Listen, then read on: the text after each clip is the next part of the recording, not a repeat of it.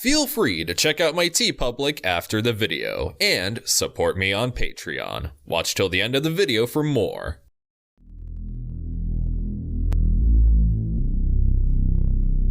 Evangelion, Attack on Titan, SSSS Gridman. The one thing these shows have in common is that giant monster battles are awesome. Granted that these aren't the only media to have such content, it shows how much Tokusatsu and Kaiju Eiga have impacted both manga and anime, like Kaiju number 8 and Neo Ranga. Now, the effect Kaiju Eiga had on the Japanese media industry can be traced all the way back to 1954 with the original Godzilla, which would be responsible for a massive influx of monster media in the 60s. And thanks to shows like Ultraman and Ultra 7, the boundaries of Japanese sci-fi have been pushed to greater limits, as the genre would flourish even further with works such as Kashan and Gatchaman. Now keep in mind, all this stuff predated Star Wars. Let us enter the Super Robot, a subgenre of media that usually features towering superhero-esque titans that fight evil with their amazing powers and abilities. Prime examples include Mazinger Z, Raiden, and Gaiking. But there is one super robot that stands from the rest as being considered to be one of the major pillars of the mecha genre, along the likes of Gundam, Mazinger, and Tetsujin, and that is the noble, brave, and bold Getter Robo. Getter Robo started as a 1974 manga series by none other than the legendary Go Nagai, who provided the concept, and is also responsible for Devilman, Cutie Honey, and of course, Mazinger Z. But along with him was up-and-coming mangaka Ken Ishikawa, who created the story, characters, designs, and so forth. Nagai has credited Ishikawa to be his greatest ally. Together, they brought life to one of the most iconic figures in Japanese pop culture. The gist is that you have three pilots: the honorable and hot-blooded Ryoma Nagare, the highly skillful and straight-up insane Hayato Jin, and the reckless yet boisterous Musashi Tomoe. These three form the Getter team, and each member pilots their own Getter machine, which when combined forms the titular robot Getter Robo. And together, they battle foes that threaten humanity, most notable being the Dinosaur Empire, an ancient civilization of dinosaurs that have come to retake the Earth as their own. It's also worth noting that Getter Robo has three forms. Getter 1 is the standard, more versatile form for combat. Getter 2 is a lot more focused on speed, whereas Getter 3 is more focused on strength and power. And already you may notice that many mecha drew a lot of inspiration from Getter Robo, such as the use of combiner mechs, in which this series was the first to really popularize the trope, which was started by King Joe in Ultra 7. The trope of the combiner mech would be later seen in shows like Go Lion, aka Voltron in the States, Transformers, even Gundam, and especially Tengen Toppa Gurren Lagann.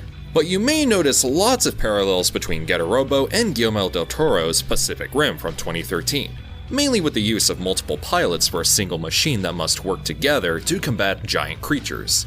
With the popularity of Getter Robo, the series would spawn multiple continuations like Getter Robo G, which marked the appearance of Getter Dragon, who would also become part of the famous Shogun Warriors toy line, which would inspire the Force 5 TV series that uses footage from this particular series.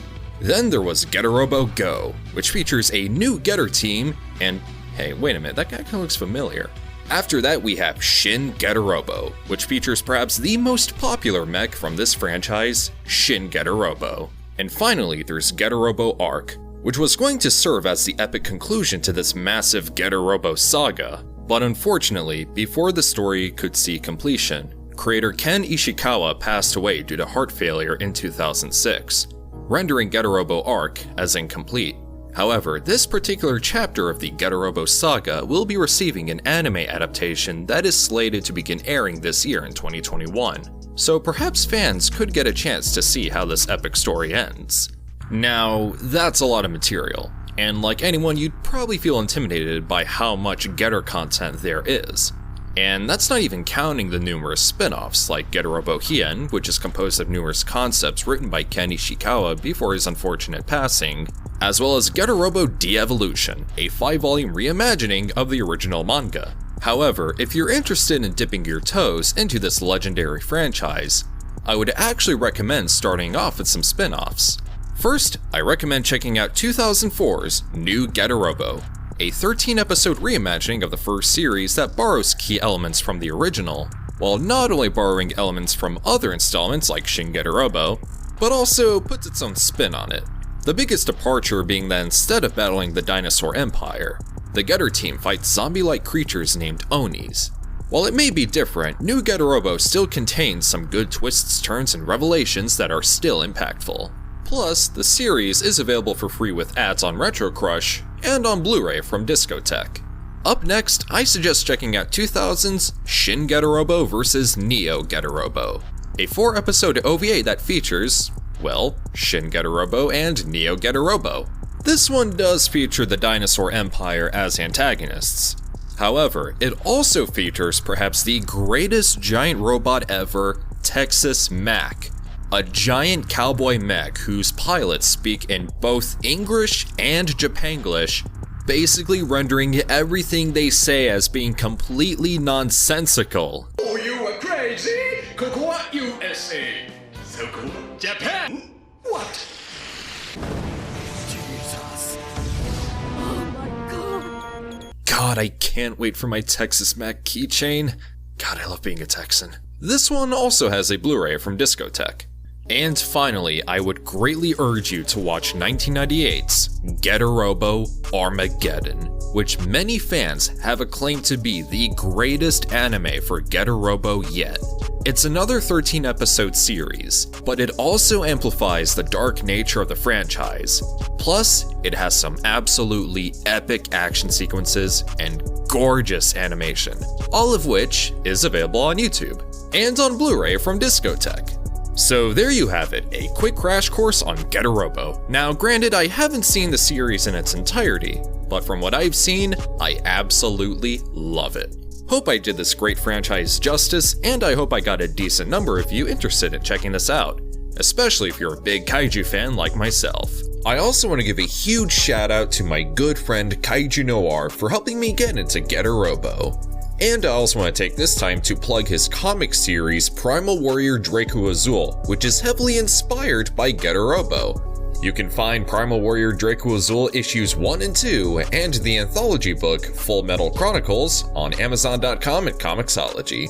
Anyway, if you like what you see, then definitely consider supporting me on Patreon, where for a single $1, your name can appear at the end of every future upload. Other than that, you can also get early access to videos, exclusive content, commissioned video requests, and receive a t-shirt of your choice from my TeePublic, like these designs based on GETTER ROBO, as well as this one design I think some of you would dig. Once I reach enough patrons, I'll review the H-Man, the Secret of the Telegen, and the Human Vapor. So if that's something you'd like to see, then go support me on Patreon. Feel free to like, share, comment, subscribe, all that good stuff, and this is TitanGoji, signing off. Change! GETTER 1!